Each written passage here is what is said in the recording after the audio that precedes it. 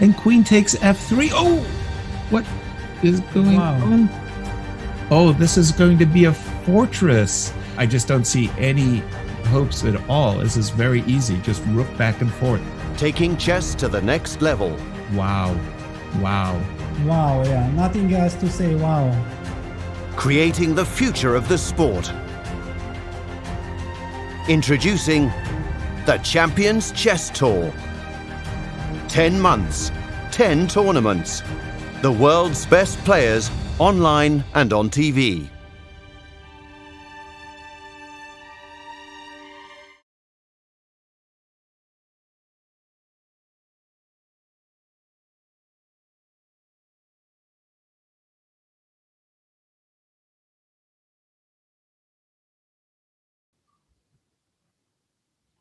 Yeah. Hello, everyone. How are you doing? So want to see the game, the first decisive game of my match against Dubov in the Air Sinks Masters. So we'll skip some of the middle game because it's like 82 moves were played there. So let's see from the opening how it started. Try to trick him a bit in the opening. So started with this, knight f3, d5, d4, knight f6, c4, a6, knight c3, c6. And this time I went c takes d5. So I've tried to a bit surprise him in the opening and just have some playable position. So he went e takes d5, queen c2.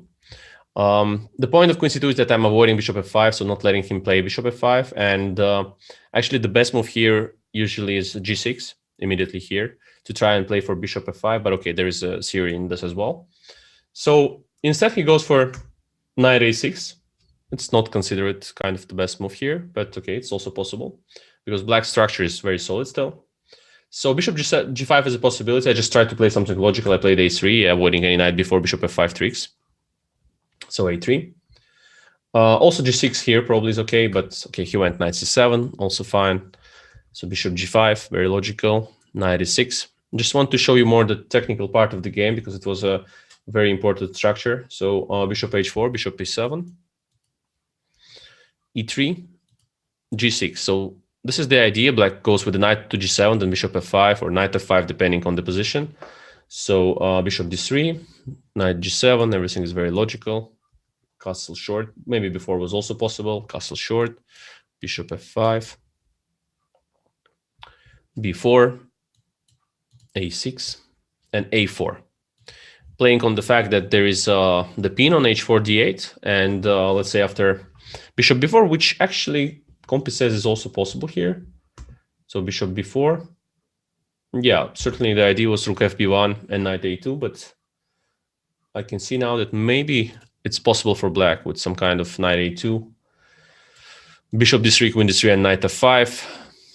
Probably playable as well, but seemingly slightly worse for black. But Compi says it's still okay.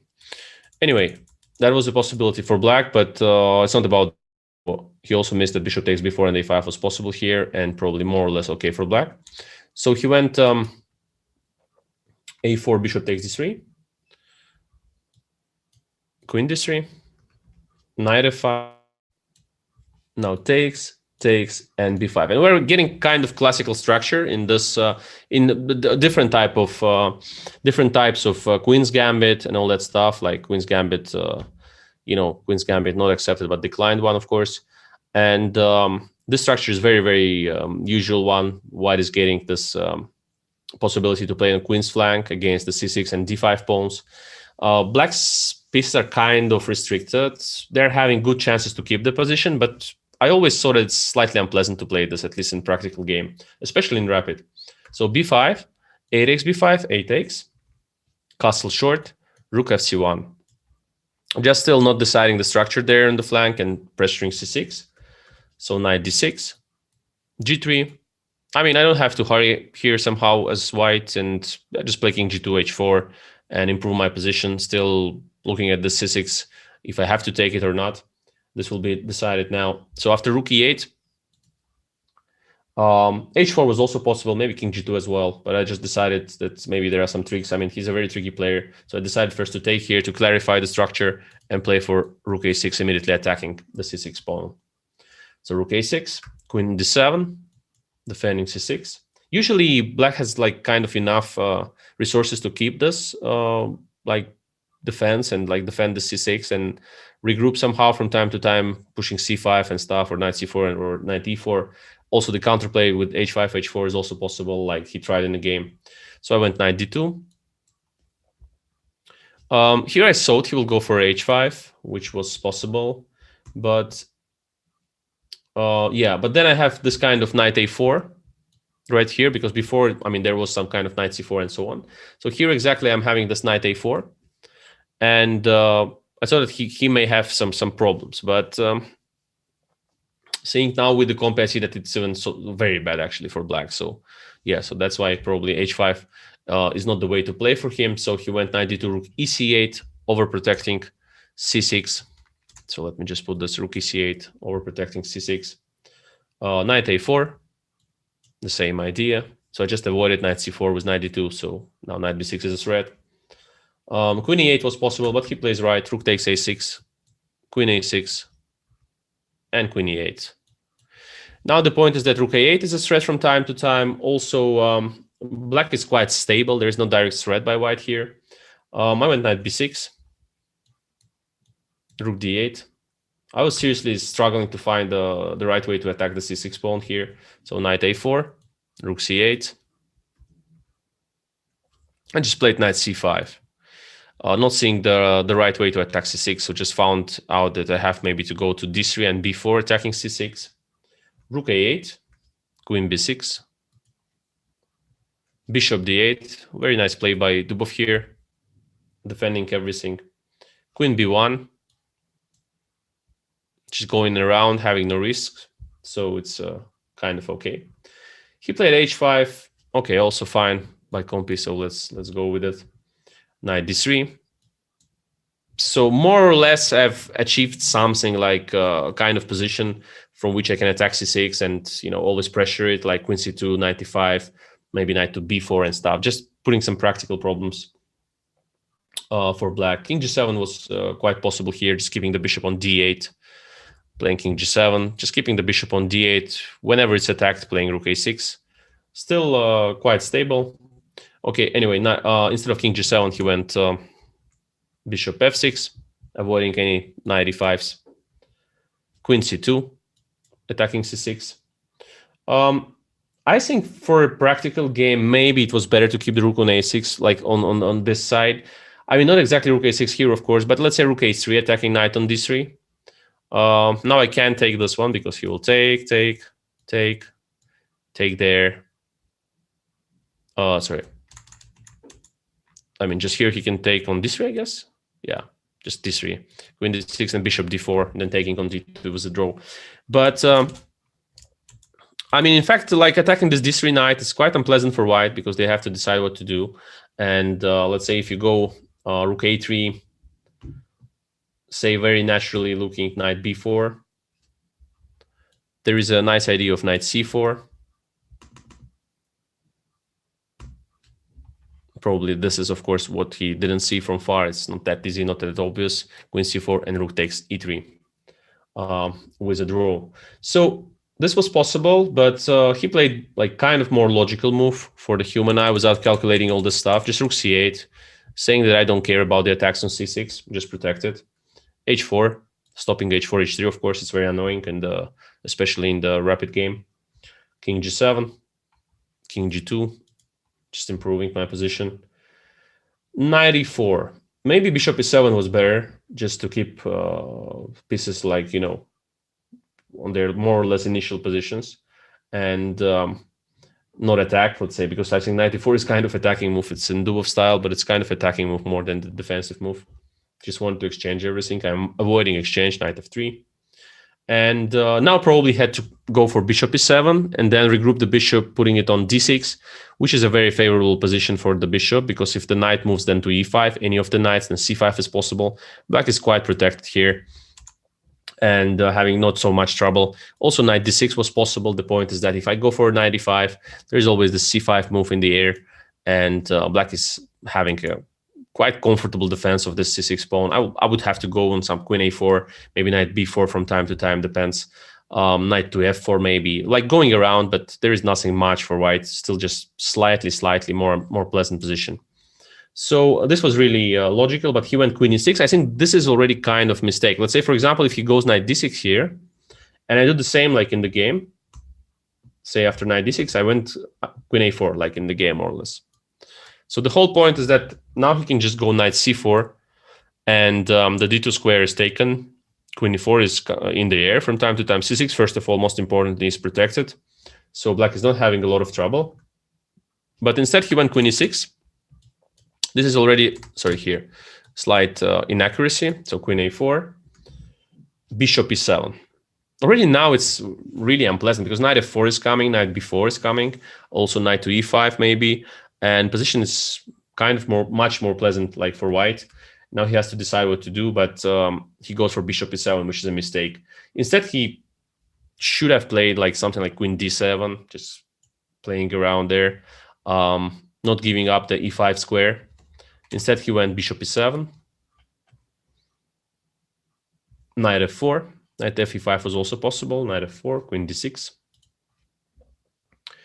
And now Compi suggests that I was winning with knight e5, which I thought is not great due to c5, I think. Was it? Yeah, c5. And of course, I've missed, there is a great way to win this position. Actually, black is kind of stuck there. So their pieces somehow after queen a7 pin. So just pinning this bishop, and probably the rook wants to come from there. Queen a7, and I must tell you that the position is like plus 3.5 or something for white, almost 4. So yeah, rook b1 is coming, and the position is kind of lost because of some factors like this. Let's say rook b1, rook c7. Hard to see this, but still, queen b8, and let's say after c takes d4, there's also knight eg6 with the idea f takes, queen c7 takes, knight e6, picking up the c7 queen. So yeah. This is a bit hard. I didn't see it at all. I went queen a6, trying to pin it this way, so that after c5, I will pick up the d5 pawn. Rook c7, knight e5, c5.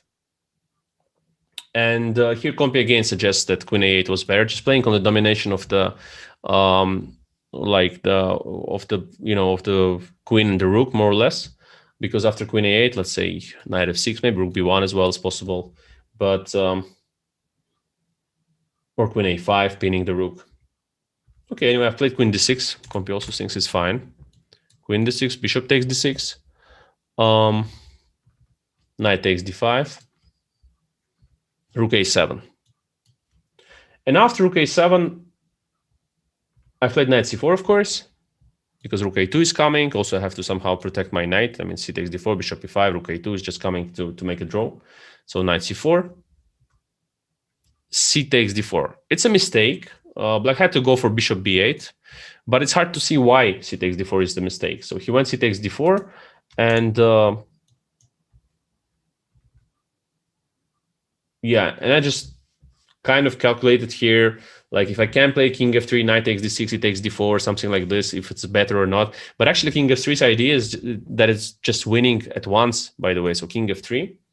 I was afraid of this like nating mess that are always created after king f3, f5, and rook a2. So, but actually after king f3, which is the move that wins here, according to Compi, this position just becomes much better for white. I mean, actually, I completely forgot that I also have this rook c7 check at the end of the day. So knight d6, just e takes d4. And the point is that in my mind, it was always like f5 is standing and f7 is standing as well. But in fact, after playing f5, there is no more pawn on f7. So there is a check on c7 and knight to f6. And of course, the position is very, very close to winning, actually. I think Compi even thinks that it is winning. Still, there is kind of knight b5, and you have to see that rook c4 or stuff. But it's pretty easy because now the structure is spoiled for black, and king can always go through f4 to g5 and so on. So let's not stop on this. This was a nice win, like very technical, but certainly not easy to spot with 1 minute or something that I had here. So c takes d4, e takes d4, rook a2. Now it still was winning with, I mean, not winning, but close to winning with king f3. It was much better. Actually, king coming to the center in the games of this type is very important usually. So king f3, let's say knight e2, just takes, and king to e3. Still, of course, hard to win this position, but it's a pawn, the central pawn up, and good chances to win it. Much better than in the game. So I went knight c3 instead. Inaccuracy. Big one, by the way. So knight c3, knight takes, rook takes. He had to go for bishop b4, of course, more active. Bishop to e1 as well. Certainly the move that you would think about first priority. But he just wanted to put the bishop on f6 and attack the d pawn. So he went bishop e7. I had to go again king f3, supporting the d pawn and bringing the king to the center. I went rook d3 instead. Rook a4. Just will show you the last part, which was kind of important moment. Knight b6, rook a2, some inaccuracies by both of us. Knight d5, bishop d6, knight to e3. Didn't see the exact plan, of course, here. Rook a4, protecting against knight c4. King f3, king f6. Already black is almost drawing the position here. Knight d5, king e6 was possible. He went king f5. Knight c3, rook a3, rook e3, trying to play for knight e4, knight b5. Unpinning, so rook a1, not the best move again. Bishop b4 was possible, rook a1, but it's fine. We're just going to the most important game of the entire fight here. So rook a1, knight b5, rook a6. It's very instructional that here knight takes d6, rook takes d6, rook e5, king f6, and king e4 was winning according to Compi. He assesses this position as +5 because he puts some king to d3, then protects the f pawn, and d and king is moving. So this is supposedly winning for white. This I had no time to calculate there. I went rook e8, rook b6, again had to take there, knight c3, rook b3, rook e3, rook b4, rook d3, just blitz type of chess here, like some bullet style more, even maybe. Knight e4, king d5, king e3. Already rook b8 was drawing, rook b7, anything. So bishop f8 instead, giving me the chance to play some rook a3 and rook a5, but still it's a draw. Bishop g7, rook a5, king c6. Had to play for d5, but still it's a draw, so rook c5. And here, I think practically he did a very important inaccuracy. He had to go king d7, just keeping the king closer to the king's flank. But instead he went, and then it's just a draw, rook d5, king c6, and if rook d6, some king c7, black is fine. Instead he went rook king b6, and now I found the slight trick. So rook d5 back, king c6, rook c5, king b6. No, I think he did here. I mean, I played this, and this. King b6, and rook c2. So now rook d4 is a draw, then rook d4, and then rook d7. But as he played bishop d4, king f3, and suddenly you have to still think how to make a draw, because knight d6 is coming, knight g5, some tricks. He had to certainly bring the rook back with rook b5, d5, or rook b5, f5, or something. But instead he went rook b3, and now he starts to make a lot of inaccuracies. So king g2, and thinking about the flank there, trying to avoid some knight g5 stuff. Here he actually had to go maybe rook b2 and make a draw in the 3 against 2 endgame or something like this, or maybe bishop e5 even, just protecting against knight d6 and stuff. And instead he went f6, and now suddenly he has a lot of problems. So this is very instructional. So now rook d2, attacking the bishop. Rook b4 was still better here for black, with the idea of knight f6 and king c5. The most important factor for black is to try and bring the king to, to the king's flank. To the king's flank and protect the pawns like this maybe, and then bring the king. So yeah, instead of rook b4, he went bishop e5. Knight takes f6 already. This is really unpleasant and very close to winning.